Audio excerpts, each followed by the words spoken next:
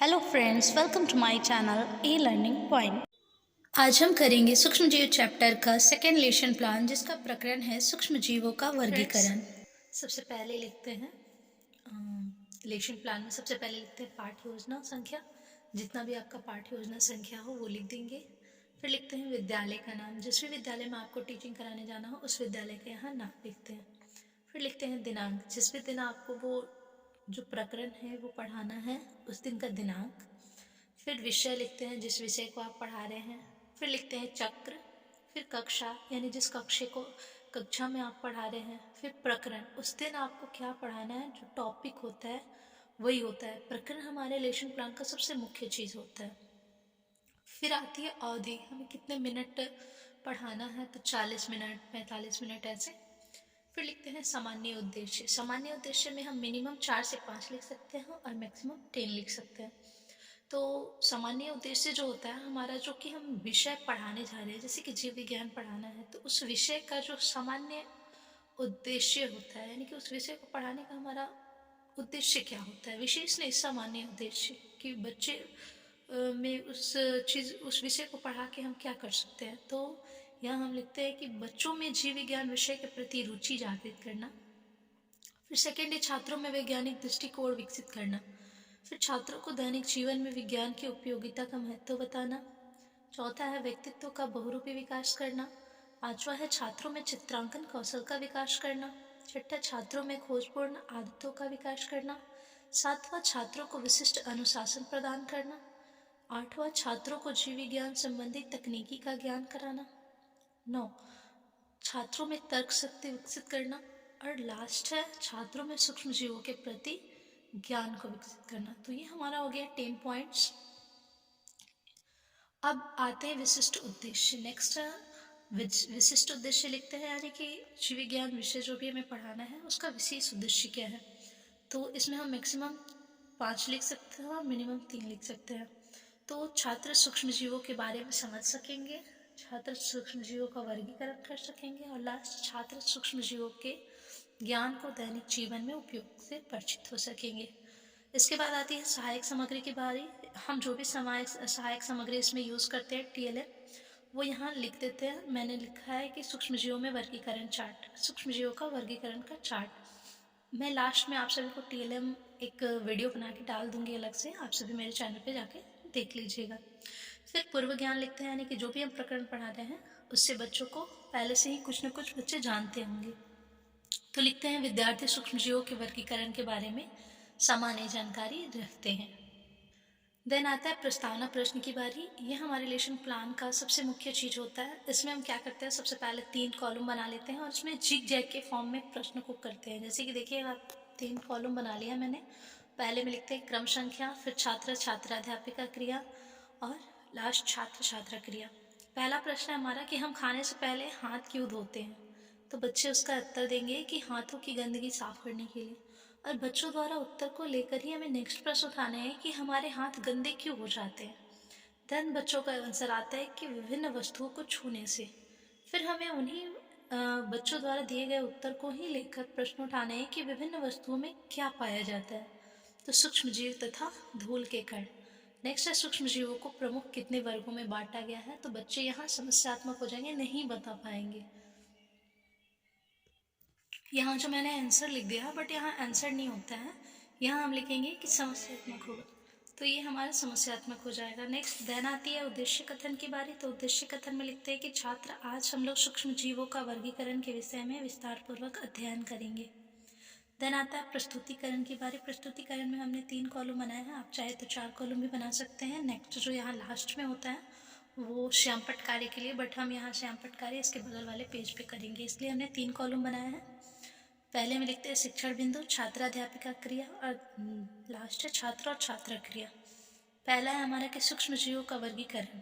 शिक्षण बिंदु पहला है सूक्ष्म जीवों का वर्गीकरण। इसका स्पष्टीकरण करते हुए हम बताते हैं कि सामान्यतः सूक्ष्म जीवों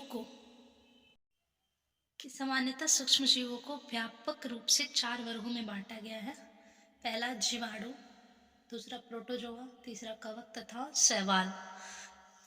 लेकिन इसके अलावा अति सूक्ष्म संरचना वाले जीवों अर्थात विषाणुओं का भी एक वर्ग है। कोशिकाओं के आधार पर सूक्ष्म जीव 3 प्रकार के होते हैं, एक कोशिकीय जीव तथा बहुकोशिकीय जीव। और यहाँ लिखते हैं छात्र और छात्रा क्रिया में छात्र ध्यान पूर्वक सुनेंगे तथा समझेंगे तथा मुख्य बिंदुओं को अपनी कॉपी में नोट करेंगे। बट इसमें अभी और स्पष्टीकरण है।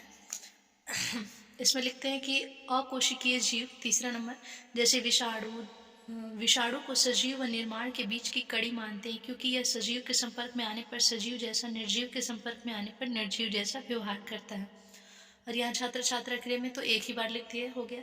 अब हमने जितना भी स्पष्टीकरण किया है उससे हम बोध प्रश्न करते हैं। तो पहला हमारा बोध प्रश्न है, देखिए 3 बोध प्रश्न करते हैं, जिसमें एक जो लास्ट वाला प्रश्न होता है वो विकासात्मक प्रश्न होता है, यानी कि जो हमें नेक्स्ट शिक्षण बिंदु में पढ़ाना होता है। तो पहला है सूक्ष्म जीवों को कितने भागों में बांटा गया है, तो 3 भागों में बांटा गया है। सेकंड है सजीव निर्जीव के बीच की कड़ी मानी जाती है, तो विषाणु। लास्ट है सूक्ष्म जीवों का निवास कहाँ है, तो बच्चे यहाँ समस्यात्मक हो जाएंगे, नहीं बता पाएंगे। मैं बता दे रही हूँ कि पहला जैसे हम शिक्षण बिंदु करेंगे तो उसका श्यामपट्ट कार्य यहाँ बगल में कर देंगे, तो मैंने श्यामपट्ट कार्य किया है, आपसे भी देख लेंगे। मुख्य मुख्य बिंदुओं को हम यहाँ नोट कर देते हैं श्यामपट्ट कार्य पे। फिर आते हैं नेक्स्ट शिक्षण बिंदु पे। तो नेक्स्ट शिक्षण बिंदु है हमारा कि सूक्ष्म जीवों का निवास। तो स्पष्टीकरण करते हैं इसका कि सूक्ष्म जीव सभी जगह पाए जाते हैं, हमारे आसपास हवा, पानी, मिट्टी, हमारे शरीर के अंदर और बाहर सभी जगह कुछ सूक्ष्म जीव स्वतंत्र रूप से पाए जाते हैं। कुछ परजीवी या सहजीवी रूप में दूसरे जीवों पर निर्भर रहते हैं। अमीबा स्वतंत्र रूप से पाए जाते हैं, जबकि जीवाणु या कवक समूह या झुंड में। और इधर वही लिखते हैं कि छात्र ध्यानपूर्वक सुनेंगे तथा समझेंगे और मुख्य बिंदुओं को नोट करेंगे। सूक्ष्मजीव मित्र तथा शत्रु। कुछ सूक्ष्मजीव हमारे लिए अत्यंत उपयोगी हैं, वे हमारे लिए मित्र की तरह हैं, तथा कुछ सूक्ष्मजीव हमारे लिए बहुत ही हानिकारक हैं, वे अनेक रोगों, भोजन और वस्तुओं की बर्बादी के कारण होते हैं। फिर इतना हमें स्पष्टीकरण करते हुए फिर हम बोध प्रश्न करेंगे, और जिसमें एक समस्यात्मक होगा हमारा विकासात्मक प्रश्न जिसे बोलते हैं हम। तो सूक्ष्मजीव कहाँ कहाँ पाए जाते हैं, तो सभी जगह, हवा, जल, पानी, मिट्टी। सूक्ष्मजीव हमारे लिए उपयोगी हैं या हानिकारक हैं, तो उपयोगी तथा हानिकारक दोनों हैं। सूक्ष्मजीवों का उपयोग किन किन चीज़ों में होता है, तो बच्चों द्वारा ये समस्यात्मक होगा, और यही हमारा नेक्स्ट शिक्षण बिंदु होगा कि सूक्ष्मजीवों का उपयोग। पहले मैं बता दे रही हूँ कि सेकेंड जो हमारा शिक्षण बिंदु था उसका श्यामपट्ट कार्य। तो ऐसे करेंगे हम श्यामपट्ट कार्य, सूक्ष्मजीवों का निवास, हवा, पानी, मिट्टी, हमारे शरीर के अंदर तथा बाहर सभी जगह।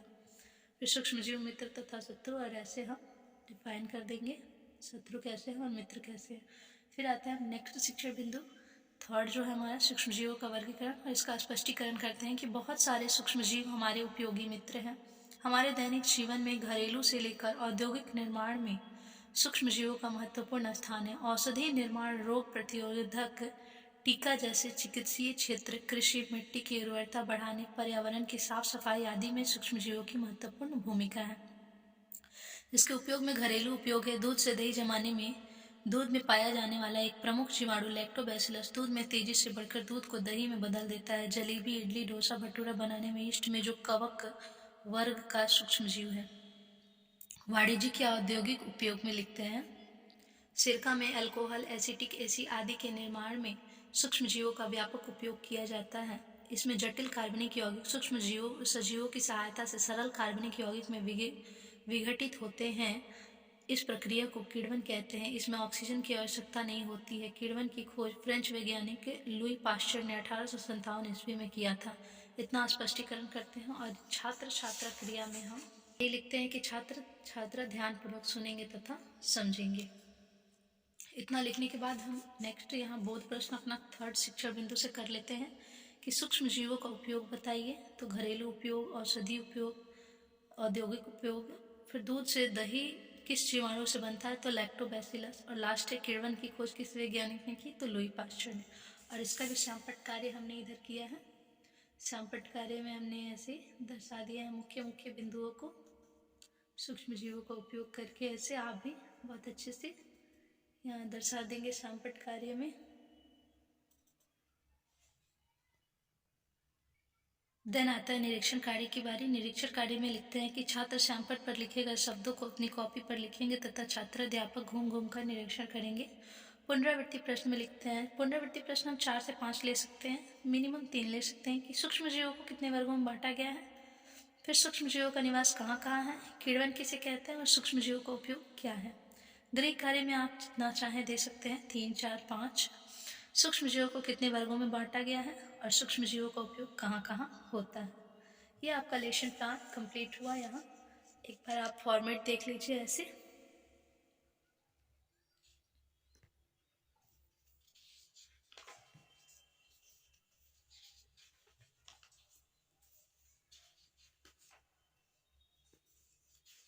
तो फ्रेंड्स, आई होप आप सभी को मेरा ये वीडियो पसंद आया होगा और ऐसी ही और वीडियो देखने के लिए मेरे चैनल को लाइक करें, शेयर करें, सब्सक्राइब